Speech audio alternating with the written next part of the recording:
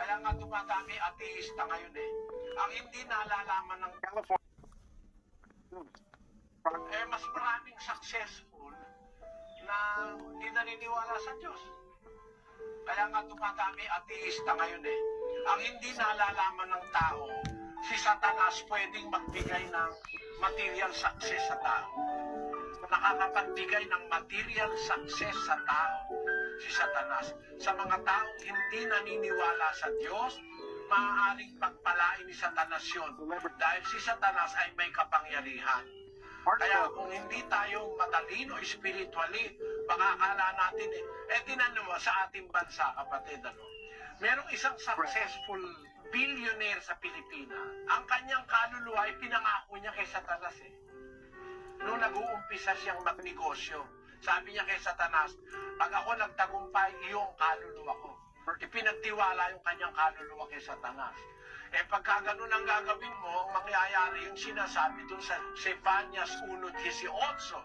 Pakibasa, kapatid na Daniel. Kahit ang kanilang pilak o ang kanilang gintuman ay hindi makapagliligtas sa kanila sa kaarawan ng kapuotan ng Panginoon, kundi ang buong lupain ay masusupok sa pamamagitan ng apoy ng kanyang panlibugho, sapagkat wawakasan niya, oo, isang kakilakilabot na wakas nilang lahat na nagsisitahan sa lupain. Ang iyong gates, yung material wealth, you are lost. Kasi sabi ng Diyos kahit ang kanilang pila, kahit ang kanilang ginto, hindi makakapagligtas sa kanila sa kaarawan ng kabuotan ng Panginoon. Kaya sabi ni Kristo sa Mateo, makamtan mo man ang buong sanlibutan. Nasa Marcos din yun. Ano mapapakinabang ng tao? Makamtan man niya ang buong sanlibutan. Hindi Pilipinas lang, buong sanlibutan. Kung mapapahamak naman ang kanyang buhay. Kaya hindi wealth ang pinag-uusapan bilang success. Hindi prestige, hindi honor, hindi glory among men. Ang tagumpay, pwede sa pulubi. Si Lazaro nagtagumpay Hindi siya nagnakaw, nag-aabang lang siya ng mumo na nahuhulog doon sa dulang ng mayaman. Meron pa siyang sakit, di gumagaling. Hinihimuran pa ng mga aso. Baka yung nakahimot na aso na infeksyon na toda si Lazaro, patay. Pero ang sabi sa Biblia, pagkamatay ni Lazaro, dinala siya sa sinapupunan ni Abraham. Yun namang mayaman na hindi man lang siya binigyan ng pagkain maayos, napunta naman sa paghihirap. Kaya hindi ang success na nasusukat dahil marami kang pera. Sabi ng Diyos kasi, makamtan mo man ang sanlibutan, buo, mapapahamak naman ang buhay mo, kawawa ka naman. Yun po ang ibig kong sabihin, kapatid na Evelyn, at sana samahan ka po ng Panginoon, patuloy ka pong makinig sa amin. Ang hindi nalalaman ng tao, si Satanas pwedeng magbigay ng material success sa tao. Nakakapagbigay ng material success sa tao, si Satanas. Sa mga taong hindi naniniwala sa Diyos, maaaring pagpalain ni Satanas yun. Dahil si Satanas ay may kapangyarihan. Kaya hindi ang success nasusukat dahil marami kang pera. Makikita rin pagdating ng araw. Sabi ng Diyos kasi, makamtan mo man ang sanlibutan, buo, mapapahamak naman ang buhay mo. Hindi magagawa. Tama yun. Bakit? Hindi lahat ng bagay magagawa ng Diyos. At isang hindi niya magagawa. 6:18, let us read it in English. That by two immutable things in which it was impossible for God to lie, we might have a strong consolation who have fled for refuge to lay hold upon the hope set before us. The hope of Christians is a sure and firm hope, because the God who promised that hope is a God which is impossible for Him to lie. Imposible nga ang Diyos ay makapagsinungaling, because He is a God of truth that distinguishes Him from every other existing being. God will never lie. He is incapable of lying because He is the God of truth. Parang ganito yan Paano ka makakasumpong ng kasinungalingan sa tinatawag na katotohanan? Pwede mo bang i-mix yung katotohanan katotohanan sa kasinungalingan? Imposible. Physically and spiritually, by the laws of science and by the law of nature and by the law of spirituality. Hindi pwedeng yung katotohanan may halong kasinungalingan.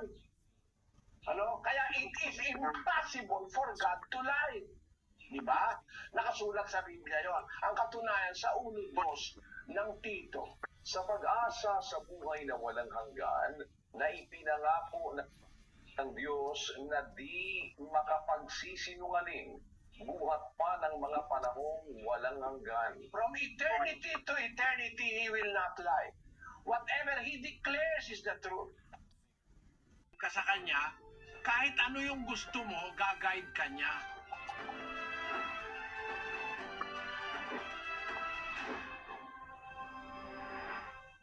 Plano ng Diyos sa atin, yung makasama niya tayo sa paraiso. Yun ang talagang plano niya eh. Sa 1:4 hanggang 5 ng Epeso.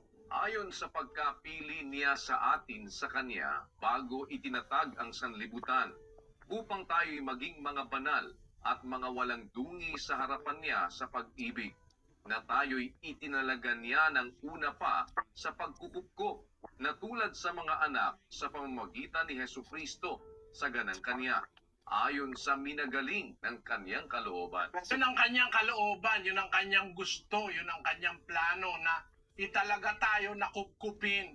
Kaya niya tayo nilikha mga tao para magtamo tayo ng pagkukupkop sa pamamagitan ng Panginoong Kristo. Na yung plano niya na yun ay bago pa itinatag ang sanlibutan. Nauna sa mundo yon. Nalilikha siya ng tao, gagawin niyang tagapagmana ng buhay na walang hanggan, to enjoy life eternal with Him in eternity in paradise. Yun ang plano niya. Kaya lang, gumawa siya muna ng mundo, ginawa niya lahat ng kailangan ng tao, tapos binigyan niya ang tao ng free will, ng kapangyarihan, para sumunod, para kung makakasunod ang tao sa magitan ng free will, sa kautusan at kalooban ng Diyos, maging worthy tayo o maging karapat-dapat tayo, makamit yung plano ng Diyos para sa atin. Tayo ba, meron din ba tayong plano sa ating sarili? Kung ikaw ay taong sa Diyos, nagpapailalim ka sa Kanya, kahit ano yung gusto mo, gagayad ka niya. Basahin natin ang 16 ng Kawikaan, versikulo 9. Ang puso ng tao ay kumakatha ng kanyang lakad, ngunit ang Panginoon ang nagtutuwid ng kanyang mga hakbang. Kumakatha ka, nagpaplano ka ng iyong gagawin, kung anong kurso mo, kung anong mga gagawin mo. Pero pag ikaw ay kumikilala sa Diyos, itutuwid niya ang iyong mga hakbang. Siya yung guiding factor for you to attain glory and triumph in life. Siya ang guiding factor. Kaya lang, hindi lahat ng tao ay ginaguide ng Diyos. May mga tao kasi ayaw sa Diyos. Gusto niya Satanas. Kaya yun, bahala sila sa sarili nila. Basahin natin ang 5:15 ng unang Timoteo. Sapagkat ang mga iba'y nagsipaling na sa hulihan ni Satanas. Ang Diyos, gusto niya i-guide tayo. Pero pagka pumupunta ka dun sa kaaway niya, ay papabayaan ka niya ron. Gagawa siya ng paraan para ikaw maligtas, mapabuti. Pero pagka talagang willfully ayaw mo siyang kilalanin, ay hahatulan ka ng Diyos. Dadalhin ka na sa kampo ni Satanas, papabayaan ka na. Basahin natin ang 2 Tesalonica 2:11. At dahil dito'y ipinadadala sa kanila ng Diyos ang paggawa ng kamalian, upang magsipaniwala sila sa kasinungalingan, upang mga hatulan silang lahat na hindi nagsisampalataya sa katotohanan, kundi nangalugot sa kalikuan. Pag ayaw mo na ng katotohanan, papabayaan ka niya na. Sabi nga sa English, for this cause God shall send them strong delusion that they should believe a lie. Napupunta na sa delusion yung mga taong ayaw ng kabutihan, gusto kasamaan. Ang aasahan mo na lang doon, puro delusion, puro mali, puro kasinungalingan. Basahin natin ang 3:19 ng Juan. At ito ang kahatulan, na naparito ang ilaw sa sanglibutan, at inibig pa ng mga tao ang kadiliman kaysa ilaw, sapagkat masasama ang kanilang mga gawa. Merong mga tao, dahil sa gawa nilang masama, mas gusto pa yung kadiliman kaysa ilaw. Mas gusto pa yung mali kaysa sa tama. Mas gusto pa yung masama kaysa sa... Kagaya ng mga drug addicts, no? Yung mga drug addicts at saka yung mga drug pusher, ayaw nun ng tama eh. Kasi kung drug pusher ka, alam mo yung tama, hindi ka magpupus eh. Alam mong masisira yung buhay ng tao eh. Pag wala nang pambili ng drug yan, magnanakaw na yan, papatay na yan, masisira na ang pamilya. Ba't merong ganon? Kasi ayaw nila lang mabuti dahil ang gawa nila masama. Na ang Diyos ay makapangyarihan sa lahat. Pero hindi dahil sa ang Diyos makapangyarihan sa lahat, lahat ng gusto nating mangyari sa buhay natin, mangyayari na. That is a false hope. Yung mga unang Kristiyano kasi, naglingkod sa Diyos yun with unquestionable faith and diligence. Pero naka-encounter din sila ng mga problema sa buhay. Di naman sila lahat ay yumaman. Nahihirap din ang karamihan sa kanila. May mga members nga sa Korinto nung araw, walang makain eh. Ang sabi ni Pablo, 11:22 ng unang Korinto, wala Muna tayo gusto nga itanong, paano nga ba natin malalaman kung ang isang bagay ay talagang bigay ng Diyos? At para sagutin yan, pakinggan natin si Brother Eddie Soriano para sa ating Biblically Speaking.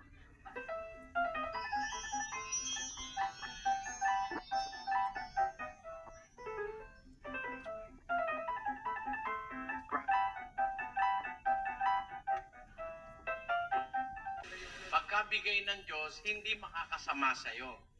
Pag nakakasama sa'yo, hindi sa Diyos galing yon. Pakinggan mo sa Lucas. At aling ama sa inyo, na kung humingi ang kanyang anak ng isang tinapay, ay bibigyan niya siya ng isang bato, o ng isang isda kaya, at hindi isda ang ibibigay, kundi isang ahas. O kung siya'y humingi ng itlog, kanyang bibigyan kaya siya ng alaktad? Kung kayo nga, bagaman masasama, ay marurunong magbigay ng mabubuting kaloob sa inyong mga anak, gaano pa kaya ang inyong Ama sa kalangitan na magbibigay ng Espiritu Santo sa nagsisihingi sa Kanya? Yan. Kung kayo masasama kayo, sabi ni Kristo sa mga Hudyo nung araw, marunong kayong magbigay ng mabubuting bagay sa inyong mga anak. Lalo naman yung Ama sa langit.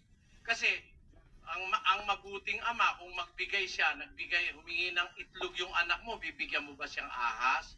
Humingi siyang tinapay, bibigyan mo ba siyang bato? Siyempre hindi. Ikaw, tao ka, masama ka pa, nagbibigay ka ng mabuti, ganon din yung ama kung magbigay mabuti. Kaya alam nating galing sa Diyos kung ikabubuti natin. Pakinggan mo sa 1:17 ng Santiago. Ang bawat mabuting kaloob at ang bawat sakdal na kaloob ay pawang buhat sa itaas na bumababa mula sa Ama ng mga ilaw, na sa Kanya'y walang pagbabago ni kahit anino man ng pag-iiba.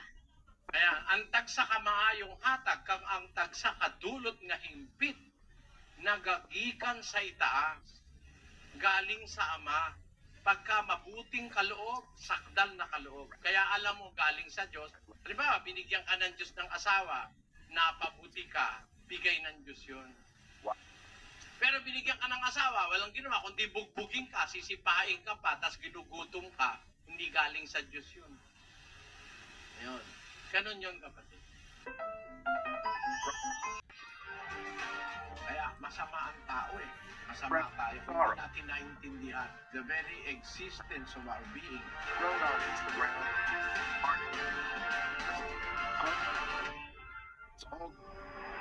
Kung mag-aaral ka sa iba-ibang mga areas of life and knowledge, nakikita mo yung purpose of life.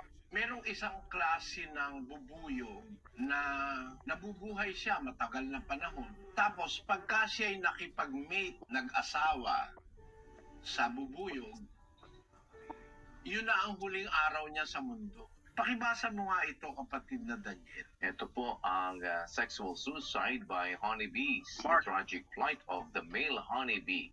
The male honeybee, called a drone, exists for one reason only: to mate with the queen. He is entirely expendable once he provides this service to the colony. The drone takes his mission seriously, however, and will give his life for the cause. Honeybee sex occurs in mid-air when the queen flies out in search of mates. Drones compete for the chance to mate with their queen, swarming around her as she flies. Eventually, a brave drone will make his move. As he grasps the queen, the drone everts his penis using a contraction of his abdominal muscles and the hemostatic pressure, and inserts it tightly into the queen's reproductive tract. He immediately ejaculates with such explosive force that the tip of his penis ruptures and is left behind inside the queen. The drone falls to the ground where he dies soon after. Kung pag-aaralan mo, ang purpose ng life ng isang honeybee na ang tawag ay drone, isang bee na lalaki, pagka nag-mate na siya to impregnate the queen, mahulog na siya sa lupa. Patay na siya. So ang purpose ng drone is just to impregnate the queen. That is the end and that is the purpose of his life. Ngayon, yung honeybee, kaya yan dumadami ng napakarami.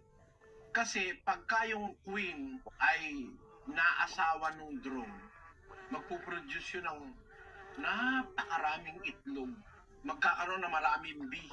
Yung bee, habang sila ay pinapakain nila yung reyna, nangungulekta sila ng mga nectar sa mga bulaklak, sa mga halaman, dadali nila dun sa beehive para laging may kinakain yung queen.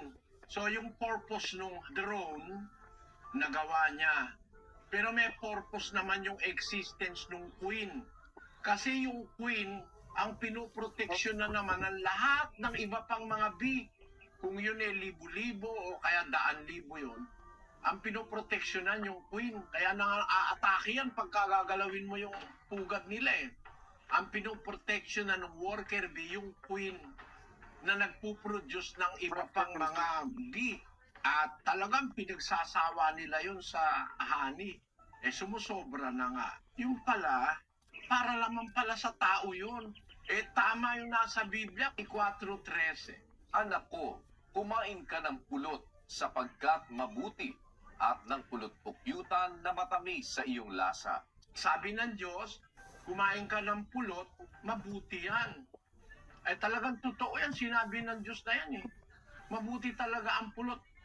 Ang pulot is a complete food. Meron siyang lahat ng minerals, lahat ng mga mahahalagang vitamina nasa pulot. Para rin yung gatas, para sa bata. Yung pagkain ng batang bagong panganak, gatas lang eh. Pero lumalaki, nagkakaipin, nagkakabuhok, no? Pleto kasi ang gatas. Kaya ang Panginoon Diyos, pangakuan niya ang mga Israelita ng isang bagong lugar para sila tumira. Sabi niya, ang pangako niya, isang lugar na nandun ang kumpletong nourishment ng bayan ng Diyos. May gatas na, may pulot pa. Gatas para sa bata, pulot sa matanda. Kasi masama po yung pulot sa bata, lalo na bagong panganak. Pagka ang isang batang bagong panganak o wala pang 1 taon, pinakain mo ng pulot, may possibility mamatay yun. Sabi ng Biblia, gatas at pulot, pang matanda at pang bata.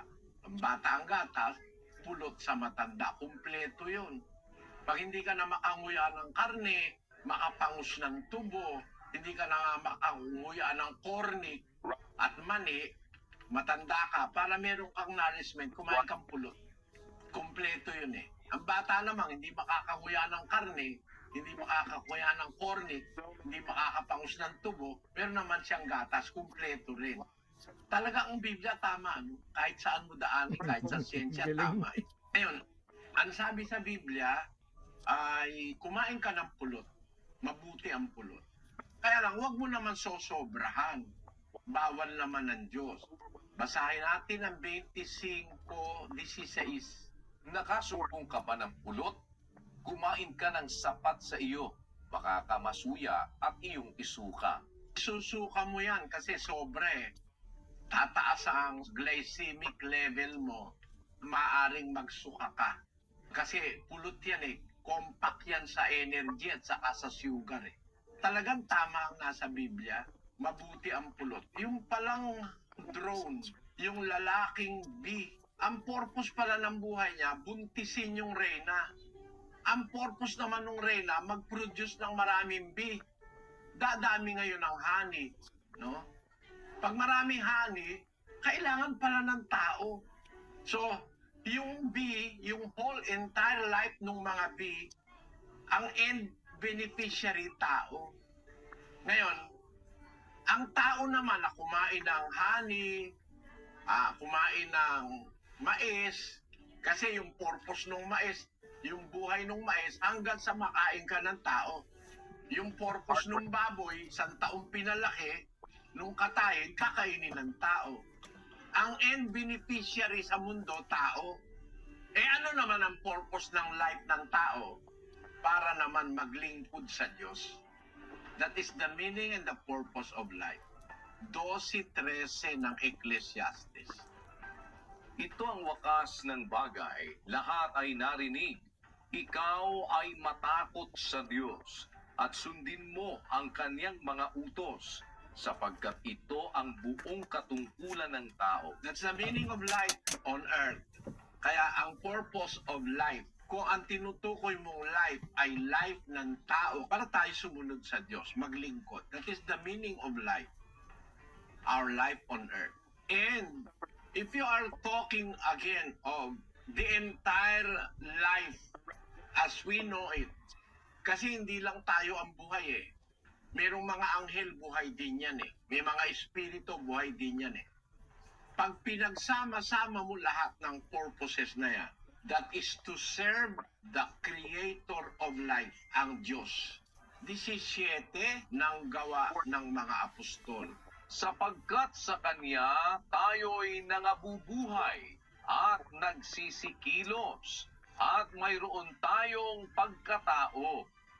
For in Him we live and move and have our being. The purpose of our lives is to serve our God, the creator of life. Kaya lang ang nakakalungkot, mga kapatid, yung creator of life, pinatay ng tao. Ang sabi ni Pedro doon sa Gawa, Kapitulo 3, versikulo 15.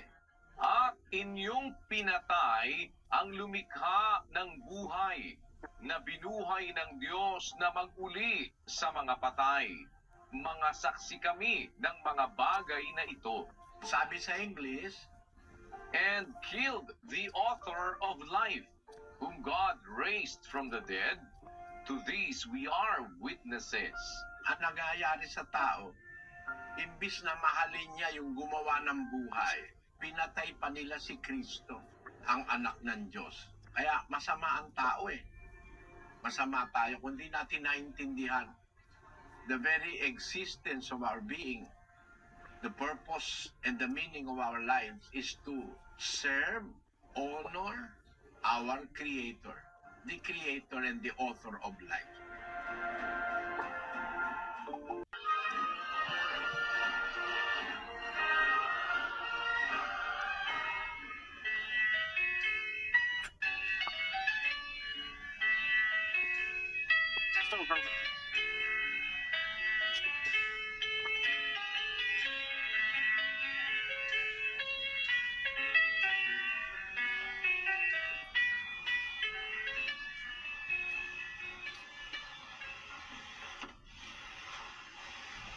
Salamat po sa inyong patuloy na pagdalo at sa inyong patuloy na pagsusuri.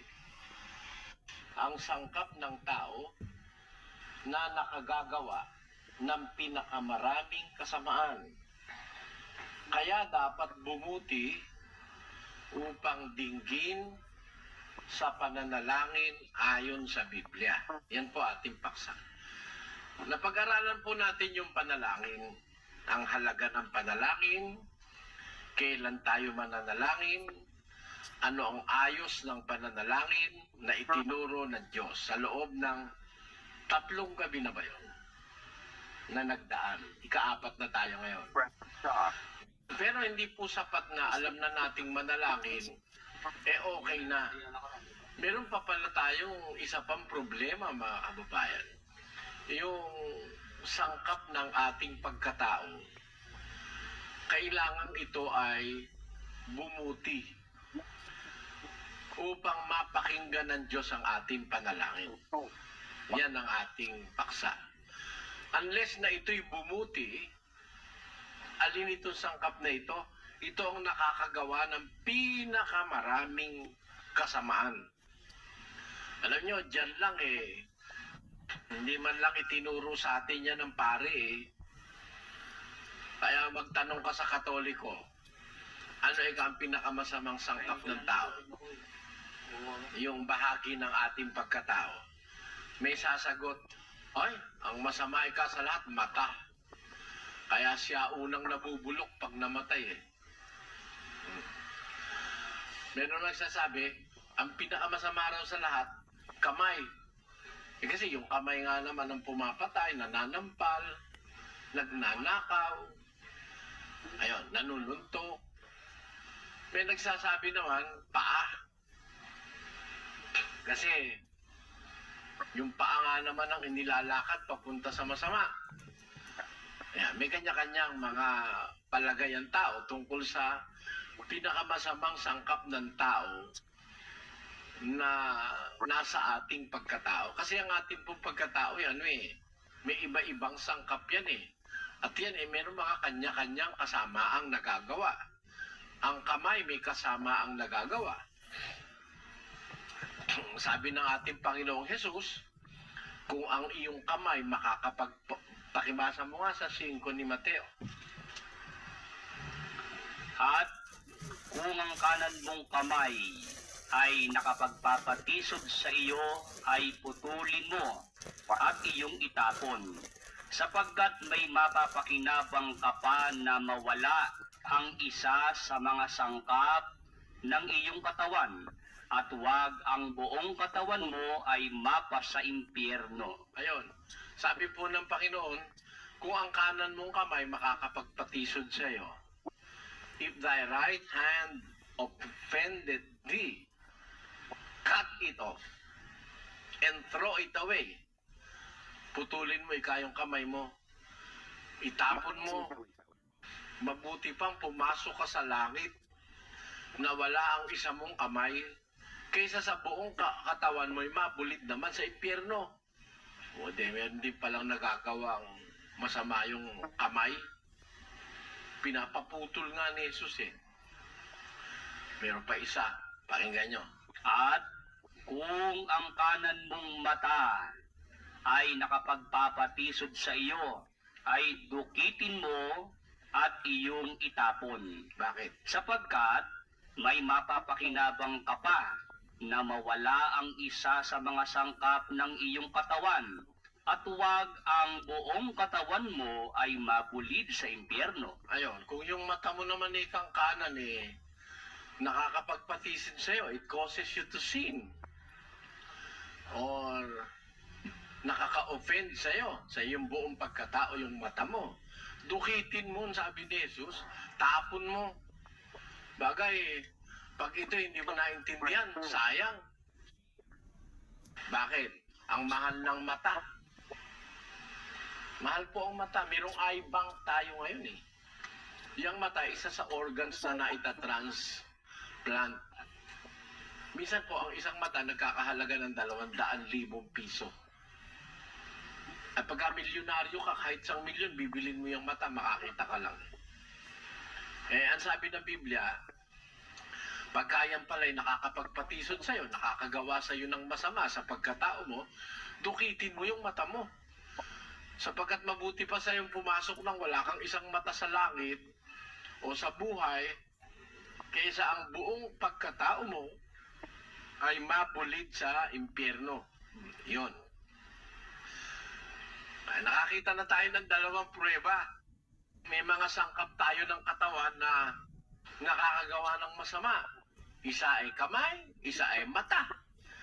Pero yan ba ang pinakamasama sa lahat? Yan po ang ating pag-aaralan. Kung nakahanda na kayo mga kapatid, at ibig ko sabihin nakahanda na ba kayong mag-intindihin? Baka nakahanda naman kayong matulog na, nasa sa inyo rin yun. Alin po sa ating katawan ang pinanggagalingan ng lahat ng kasamaan? Within our body. Saan ang gagaling ang lahat ng kasamaan? Ibig ko sabihin ng lahat ng kasamaan, yung ginagawa ng mata, yung pinakikinggan ng tenga, yung sinasabi ng dila, yung inilalakad ng paa, yung ikinikilos ng kamay. Saan po nang gagaling yan? Pakinggan nyo sa isang talata ni Mateo sa 15 at 19. Sapagkat sa puso nang gagaling ang masasamang pag-iisip, mga pagpatay, mga pangangalo niya. Umpisa yun. Nag-uumpisa yun sa puso. Therefore, what we think originates from our hearts. Doon nag-uumpisa yun. Kumbaga, ang ugat na pinanggagalingan ng masamang iniisip ng tao, yung kanyang puso. Yung pagpatay, nanggagaling din sa puso. Yung pagsisinungaling, yung pagsaksi sa di katotohanan, nanggagaling din sa puso. Yung pangangalo niya, nanggagaling din sa puso. Halos lahat ng kasama ang ginagawa ng tao galing sa puso. Sabi niya ang Panginoong Jesus, ito ang nakakahawa sa tao. Tingnan ninyo sama niyan. From the inside, nakakahawa yan. Yang kasama ang nasa puso ng tao, nakakahawa yan. Mga kapatid. Kaya ang puso, kung tawagin ng Biblia, siya po ang pinakamasama. Pakinggan nyo sa Jeremias. Ang puso ay magdaraya ng higit kaysa lahat na bagay at totoong masama. Sinong makakaalam? Akong Panginoon ay sumisiyasat ng pag-iisip. Aking tinatarok ang mga puso upang magbigay sa bawat tao ng ayon sa kani-kaniyang lakad, ayon sa bunga ng kani-kaniyang mga gawain. Ayun, maliwanag po yun. Wala nang dapat pagpaliwanag pa ron. Maliwanag na eh. Ang sabi ng Biblia, ang puso ay magdaraya ng higit sa lahat ng bagay. Nakita nyo? May hihigit ba sa puso? Wala. At totoong masama. Hindi ho basta biru-birong masama yung puso. Totoong masama yan. Sabi ng Biblia. Kaya hindi naman sinabi niya puso ng tao lang yan eh. Ang sabi, ang puso magdaraya. Si Satanas may puso rin eh. Ang mga anghel meron din puso eh. Tingnan ninyo nangyari sa puso ni Satanas. Basahin natin, kapatid na rin. Ang iyong puso ay nagmataas dahil sa iyong kagandahan. Kita nyo, ang puso ng kerubin nagmataas dahil sa iyong kagandahan. Kaya ang kasama ang nagawa ng kerubin sa Ezekiel eh, ano rin eh, galing din sa puso eh. Sa tao. Bakit sumama ang tao? At bakit ginunaw ng Diyos ang mga tao nung una sa panahon ni Noe? Pakinggan nyo sa Genesis. At nakita ng Panginoon na mabigat ang kasamaan ng tao sa lupa. At ang buong haka ng mga pag-iisip ng kaniyang puso ay pawang masama lamang na parati. Ano sabi ng Diyos? Tuloy. At sinabi ng Diyos kay Noe, ang wakas ng lahat ng tao ay dumating sa harap ko, sapagkat ang lupa ay napuno ng karahasan dahil sa kanila. At narito, sila'y aking lilipuling kalakip ng lupa. Kita nyo, kaya dumating yung dilubyo universal eh. Ang responsable riyan, puso eh. Ang haka at ang pag-iisip ng kanilang puso, sabi ng Diyos, masama na lamang palagi. Walang makita ang Diyos na ang puso nila noon eh. Nag-isip ng mabuti. Puro na lang masama ang iniisip. Puro na lang mga hindi tama ang iniisip. Parang ngayon, nakikita ng Diyos sa mga tao ngayon, puro masama iniisip. Bibihira na yata yung tao nag-iisip ng mabuti. Puro na lang masama, puro pansarili, puro na lang pang-aagrabyado, puro na lang paninira. Yun. Kaya ang sabi ng Biblia, nakita ng Diyos ang nasa ng kanilang puso. Masama na lang palagi. Kaya sinabi ng Diyos, lilipulin ko ang tao. Datapot si Noe ay nakasumpong na Katapot si Noe ay nakasumpong ng biyaya sa mga mata ng Panginoon. Anong sinabi ng Diyos kay Noe?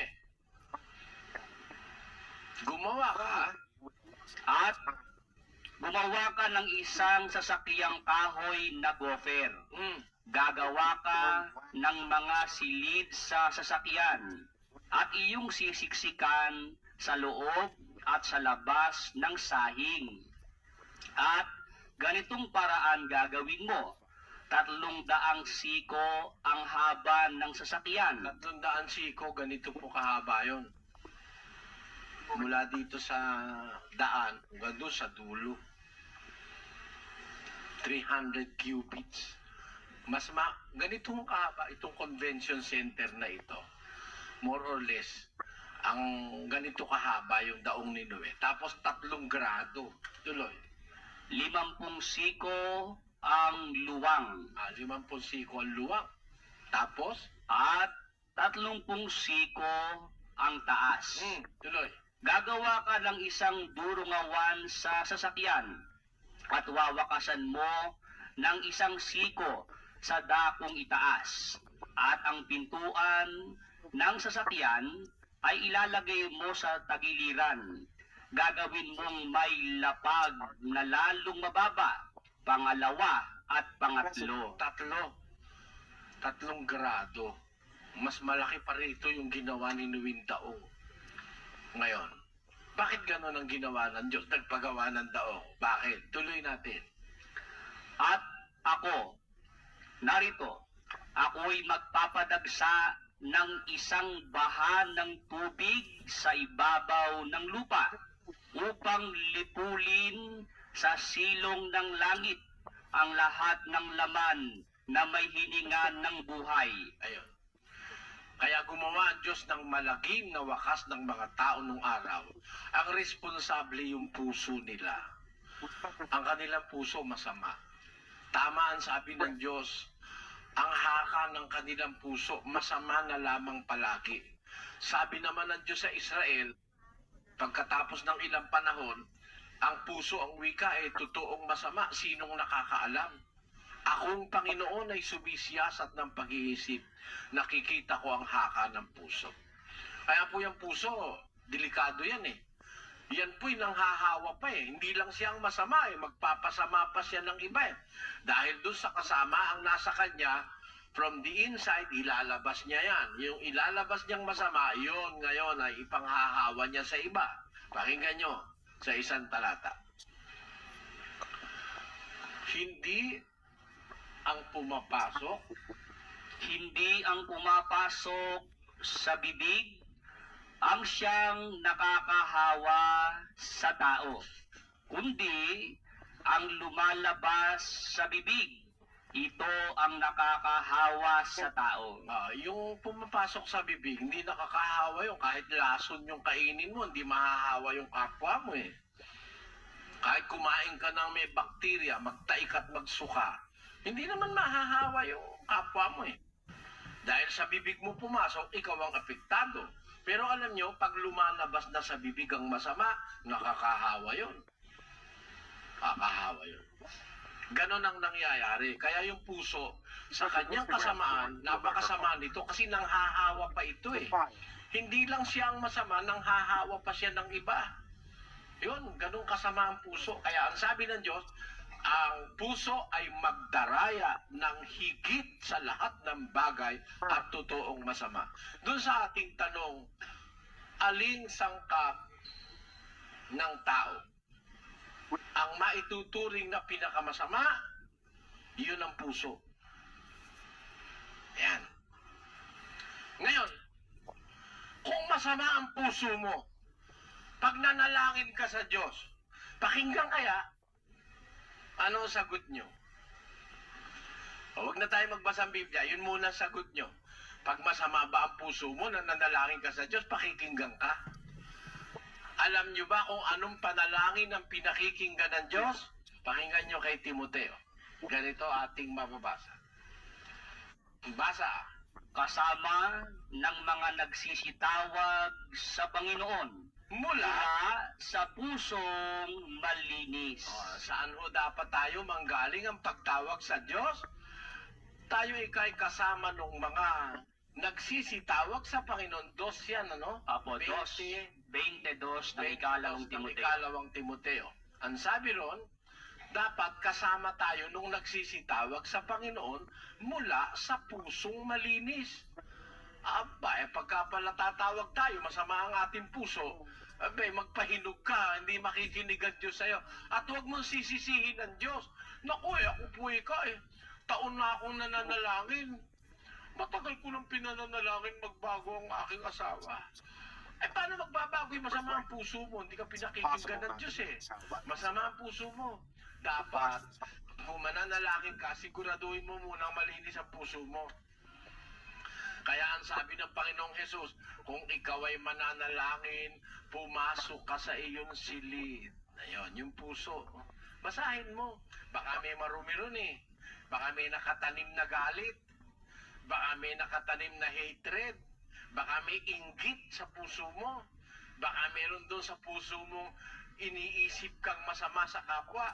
Huwag mo nang ituloy yung panalangin mo, hindi ka rin lang pakikinggan. Sayang. Kita niyo mga kapatid? Ewan ko kung naiintindihan niyo ibig ko sabihin. Ang liwanag ng Biblia eh. Nagtataka lang ako sa pari, ba't hindi naiintindihan ito ng mga pari eh. 11 taon nag-aral. Bagay, pinag-aralan naman yung magtutuwad eh. Yung pag-ano. Yan ang pinag-aralan. Kaya nga hindi maituro sa miyembro niya ito eh. Sige, kayo ngayon ang saksi. Tumanda kayong Katoliko, pinasa pa sa inyo ito ng pare? Sige nga, huwag kayong magsisinungaling. Naintindihan nyo ba ito sa pare? Hindi. They come and go. They leave you there. Kung asan kayo, lasenggo kayo, mamamatay yung pare, mamamatay na kayo, lasenggo pa rin kayo. Nagkaroon ba ng pagbabago sa buhay mo? Hindi. Wala kang naintindihan ang aral ng Diyos eh. Dito, sandali pa lang. Wala pa tayong medyo ora, may naintindihan kayong napakalaking bagay. Alin yun? Na ang pinakamasamang sangkap ng pagkatao, puso. Pag yan ay masama, hindi ka pakikinggan ng Diyos sa panalangin. Hindi. Kahit anong daing, kahit anong agulgol, dearest Jesus, dearest Jesus, sabi ni Almeida, tarantado, magpalahaw ka, hindi ka pakikinggan ng Diyos pag masama ang puso mo. Nag-iiyak-iyakan, yun lang naman ang nakita ko, umiyak walang luha, si Almeida. Dearest Jesus, dearest Jesus.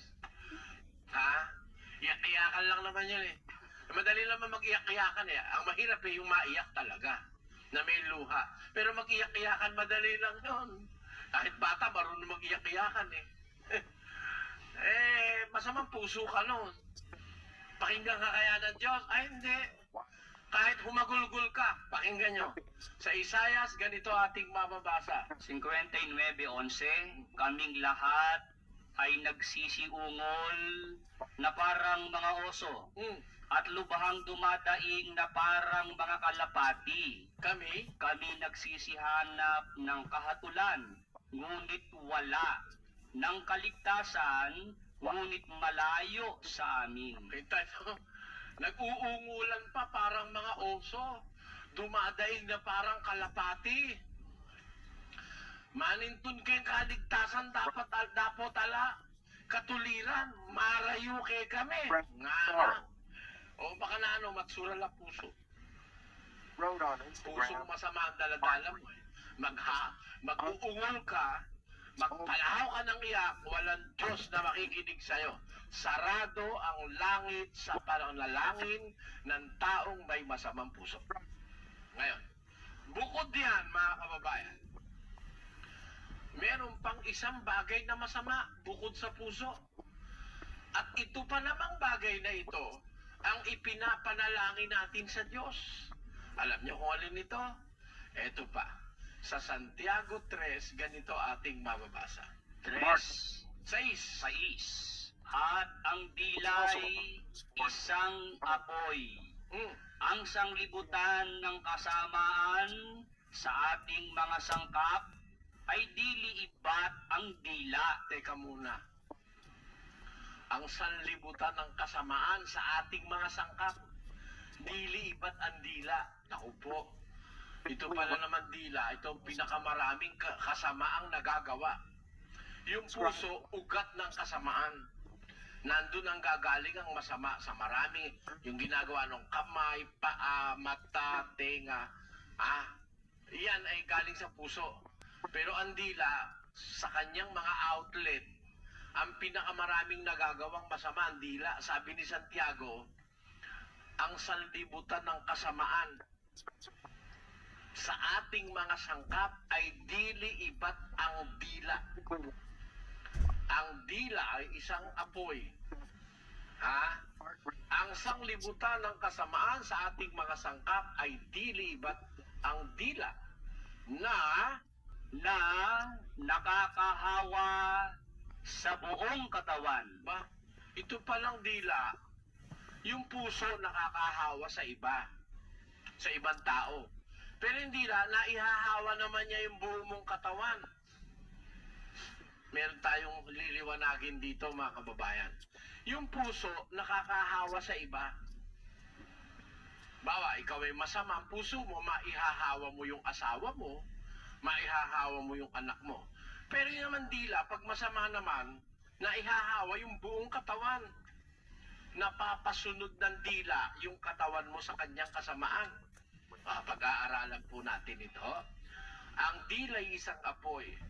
Sabi ni Santiago, ang sanlibutan ng kasamaan sa ating mga sangkap ay dili iba't ang dila na nakakahawa sa buong katawan At pinagningas ang gulong ng katalagahan.